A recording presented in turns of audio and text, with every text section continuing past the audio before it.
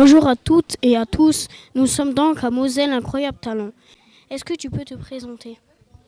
Oui, tout à fait. Bonjour, je suis Nathan. Du coup, je suis le vice-président de l'association Lorraine eSport, qui est présente, du coup, effectivement, comme tu l'as dit, dans la zone gaming. Peux-tu présenter l'association? Alors, Lorraine eSport, c'est une association qui existe depuis 2013. Une association qui, pour le coup, opère principalement en Lorraine, comme le nom l'indique. Et on s'occupe d'organiser et d'animer des événements autour de l'e-sport, du coup, en Lorraine. L'e-sport, c'est la pratique du jeu vidéo à un niveau compétitif, donc du jeu vidéo principalement où s'affrontent des personnes. Donc ça peut être des jeux de plein de types différents. En général, on fait ça soit sur console ou soit sur PC. Et aujourd'hui, du coup, on va animer un petit tournoi Super Smash Bros et un tournoi Tetris. Tu joues depuis longtemps? Alors moi, personnellement, effectivement, je joue depuis longtemps. Je joue depuis que j'ai 3 ans. Et donc ça fait 23 ans du coup que je joue aux jeux vidéo, effectivement. Et du coup, le fait d'être dans cette association, ça me permet d'allier l'utile à l'agréable, du coup, et de faire découvrir aussi des jeux à d'autres personnes et de leur faire découvrir l'aspect compétitif de certains jeux. Est-ce que tu t'entraînes longtemps? Alors moi, personnellement, je m'entraîne pas tant que ça parce que du coup, on n'est pas une association à vocation.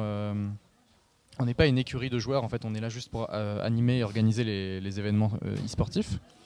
C'est vrai que moi, il y a quelques jeux sur lesquels je joue pas mal, des jeux à vocation e-sportive, du coup, sur lesquels effectivement je passe quelques heures par semaine.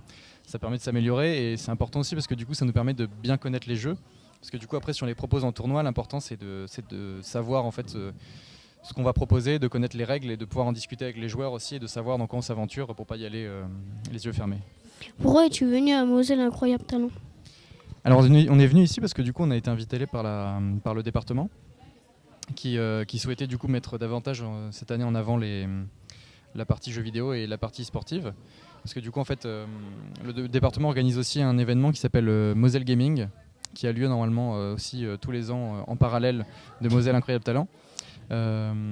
Et du coup, en fait, on est présent sur les deux manifestations.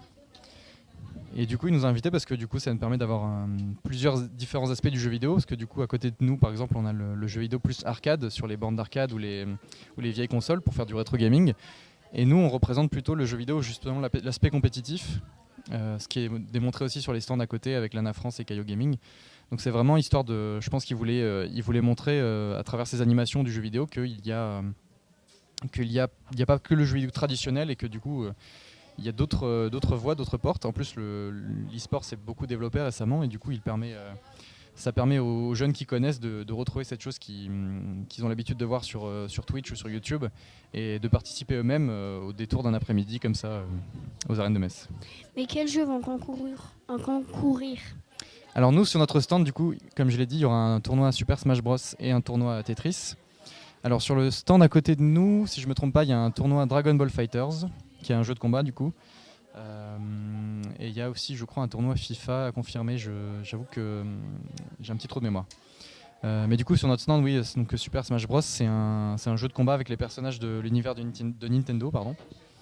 Et Tetris, du coup, pour le coup, c'est plus classique. Je pense que quasiment tout le monde connaît Tetris. Et pour le coup, c'est du Tetris, mais en 1 contre 1, en fait. Donc 2 personnes s'affrontent et à chaque fois qu'on arrive à faire disparaître les blocs, ça envoie des malus à l'adversaire. Donc ça permet d'avoir un Tetris un peu compétitif aussi qui s'intègre bien dans ce qu'on fait. Ouais. Merci. Je t'en prie.